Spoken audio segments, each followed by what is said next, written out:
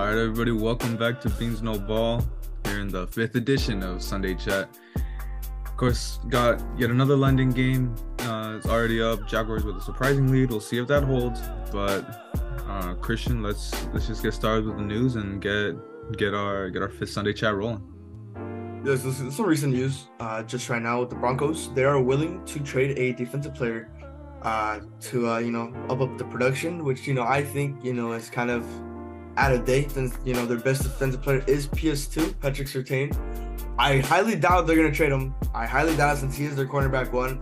But I mean, from the looks of it, they already traded Randy Gregory to the 49ers 2 days ago for, I think it was a 7th round pick, which I think which was a huge blow for the Niners. I mean, excuse me, not the Niners, the Broncos, since they did give him a very huge contract, and they already dead cap in about $27 million that they will owe him in guaranteed money. So I mean, the Broncos willing to trade another defensive player. I don't think that's a good thing for Saints, since there's way too many flaws going on with the Broncos. But whatever they can do, I mean, they need to bet all the help they can get. But looking at the defensive side, I don't know who they're willing to trade for. Yeah, so moving to some very recent news, recent to obviously this game going on right now. For the Bills, Von Miller is finally making his return. Obviously, he had that major ACL injury last season, and so I mean he's come back at a relatively good enough pace. I'm sure it was just under a year, but good enough for anyone. And he's obviously very much needed in this Bills defense. Sure, they've contained themselves. They've been able to go on without him, but obviously when you add a big piece like that, I mean, you look at how instrumental he was to my Rams Super Bowl run. You see how much he really was disruptive last season in the time that he was there. Obviously, they definitely missed him in that playoff run with that big loss to the Bengals. So obviously expect, like anyone that we've been talking about, all these guys that are, inching their way back little by little, expect him to be rusty. He really obviously hasn't gotten too much production yet, but always, expect a little time to get back into it. But regardless, I do expect him to be a big impact player for the Bills in the next couple weeks, and this could really help them in that pound for pound punch with the Dolphins they're going to have the rest of the way for the AFC East. Yeah, and sticking with the AFC on the defensive side, the Raiders, obviously with all the news that's going to be going on with Chandler Jones, with whatever he's going on with his mental health and all the stuff he's been saying lately. Past look at that, the Raiders now, they are looking to trade for a contending pass rusher. And, I think that the Raiders, they really do need a pass rusher. I mean, Chandler Jones paired up with Max Crosby on that line was, it was pretty good for the most part of last season. And obviously, going on with Chandler Jones, it's obviously tough, still, hoping for the best for him. But the Raiders, they are in the market for looking for a contending pass rusher, and that could really, use them for him. I mean, Max Crosby's pretty much been doing the load for that D-line, and, Max Crosby, kind of looking at it that he's already tired with the Raiders. That's pretty much the thing that happened with Chandler Jones, so hopefully, nothing too crazy happens with them. But another pass rusher is in the looks for this Raiders team. So we'll take it back to a little more injury news here. For the Cardinals, it's been a big question what the Kyler Murray situation is going to be. As of right now, they're kind of in doubt themselves. Obviously, we've been hearing they really had a lot of hope that maybe he could already be playing by now, at least by week 6, week 7. That was their best case scenario. Maybe he could be back to come back to play. That's obviously not looking possible at this point. Maybe he will be back at near the end of the season, but at this point, you see the Cardinals situation, it's probably not the best for them. And, obviously, bigger news, they're still even considering, league sources around, everyone's kind of debating whether they're going to move on from him or not. Obviously, the big story at the beginning of the year was, are they going to contend for Caleb Williams, which at this point, with a couple surprising wins, they're kind of taking themselves out of that race. Obviously, the Bears and the Panthers are looking more likely to get that number 1 pick, so it's not really looking like they'll be in that race. Maybe they could possibly be in the race for Drake May or any other top quarterbacks. It is going to be a pretty quarterback heavy draft yet again this year, so up to seeing if they're going to have that chance. But many execs and agents around the league are expecting the Cardinals to move on from Kyler, so A lot to expect to see what he's going to decide, of course, and what the Cardinals will decide for his future. Yeah, now moving back to the AFC. The Pittsburgh Steelers, with their offense that hasn't lived up to expectations. Matt Canada, it's been soon that Matt Canada could potentially be getting the hot seat soon, which I mean, he should have been getting the hot seat since last season and the beginning of this season, because his offensive play calling for the Steelers just hasn't lived up to like the expectations. I mean, we see when we see the Steelers play. I mean, the short gain yardage he did, he caused some absurd ass run play or some pass play that goes for nowhere, and especially those long plays where he just calls a simple check downs. You see it everywhere. It's very noticeable. With Matt Canada, yeah, I don't think he's gonna stick around for the Steelers soon. I think the Steelers should have let him go last season. I don't know what Mike Tomlin was doing. They're in need for a new offensive coordinator because this offense is not rolling, especially with the looks of Pickett, who's been getting a lot of hype this offseason. Yeah, so that'll wrap up. Not too much news, obviously. Well, had a lot of news that we already covered in some prior videos, so we'll move it into fantasy right now. And with my team, got a big piece coming back. We'll get that started right away. I alluded to it in one of our prior videos. Jonathan Taylor finally makes his return to the Colts. Sure, what we always say, expect him to be rusty. We'll see what kind of production. But with the production I've gotten with my running backs, I'm probably feeling pretty safe to get him back in the mix, see what he can do with. Madison and Stevenson, they've been all right for me, but I'm gonna roll with Madison to be my second guy. I'll bench Stevenson. We'll see. I'll see this week how everyone looks. But as for other positions, my receivers had a pretty horrible week aside from Puka. So obviously my main guy I'm rolling with, which with Cooper Kupp back, sure, he's probably might not see the same production, but I still trust that he's gonna carry the load at least this week with what we talk about. Cooper's probably not gonna be getting all that wide receiver one targets just yet, because he is just gonna warm himself up, get himself back ready to game conditions. So I expect Puka to still give me some really solid numbers, and hey, moving forward we'll see how much his production is affected.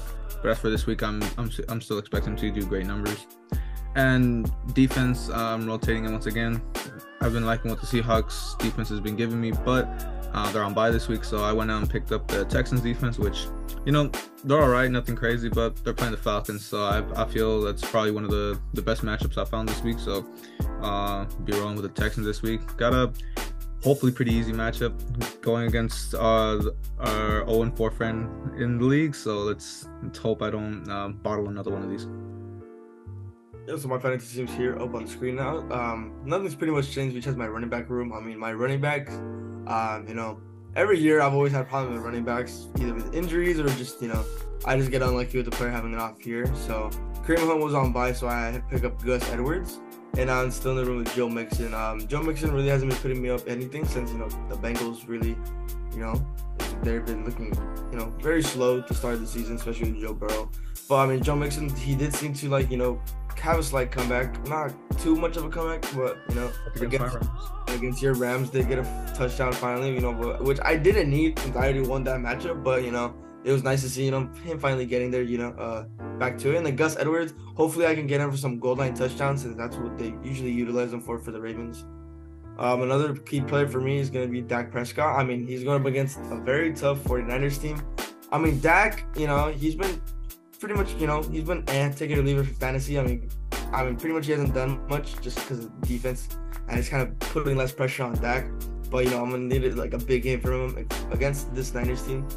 And then looking at my receivers too, Calvin Ridley, which he is playing right now, I hope to at least, for him to get some production, since after that week 1 game, he just really, hasn't been doing me much other than that one 10-point game, but that's about it. And then CeeDee Lamb too, CeeDee Lamb's finally be getting accustomed to groups, finally getting more used to this season with Dak throwing him the ball more.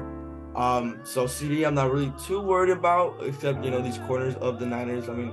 Looking at last year in the playoffs, he was able to get some production now, but now that we have, competent receivers that could put the load less on him, hopefully, it goes mix and match, but, still expect more from CeeDee Lamb. Yeah, so we'll move it into cash or trash. Hope our fantasy does good this week, but obviously last week it was Another pretty bad week for our picks in Cash or Trash. Christian, you got yourself back into it. You tied it back up at 4-4. Nice little sweep.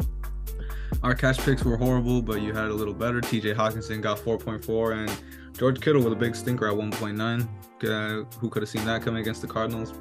For Trash, you made a last-second decision to go with Kate Otten, and that ended up paying off with 10.3, as Zach Ertz got just a little more at 11.3.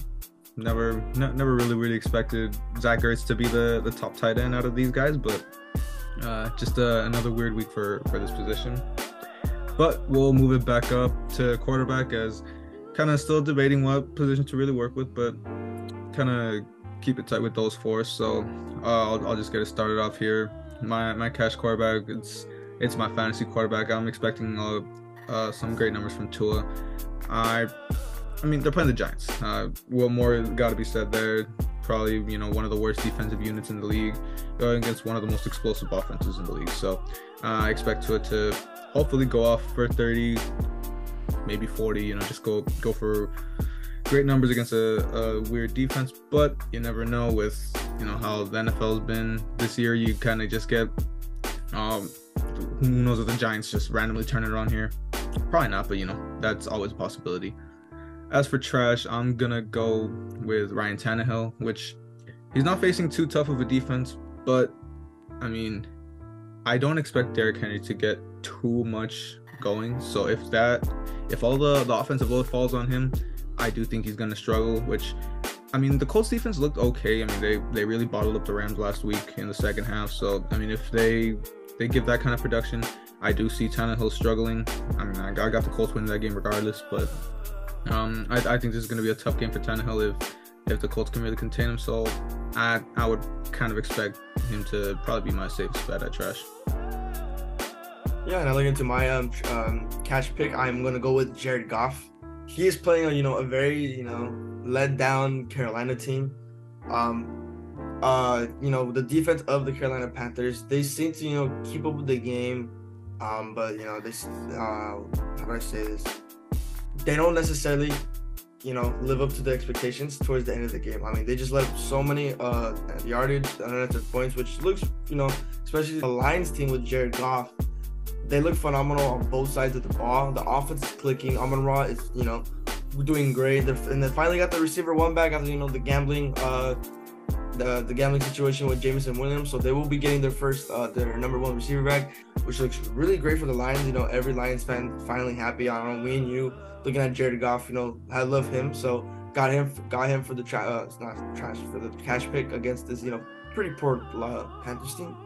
And then for my trash pick, going back to your game, I will pick Daniel Jones. I mean, Daniel Jones, he's going against this Dolphins team. And then looking at this O-line of the Giants, they just cannot block. I mean, we saw from the Seahawks game, they were just not blocking. Daniel Jones had no time to throw the ball. Defense was, pretty much shit the bucket that whole game. And then looking at Daniel Jones against this Miami defense, I really don't see him putting up much against them. Yeah, I mean, unless your luck comes back to bite you and Daniel Jones goes for 500, we'll never know. That's not even realistic. Let's just leave that out the way. But of course, that's gonna wrap up our Cash or Trash, and that'll wrap up our 5th edition of Sunday Chat. Just really getting back in that groove. Obviously, love just mentioning that. And so unless anything comes up, unless anything major happens for this Sunday video and the upcoming days before we get the weekly video out, we'll see you guys on Wednesday, and thank you guys for watching. So we'll see you guys soon.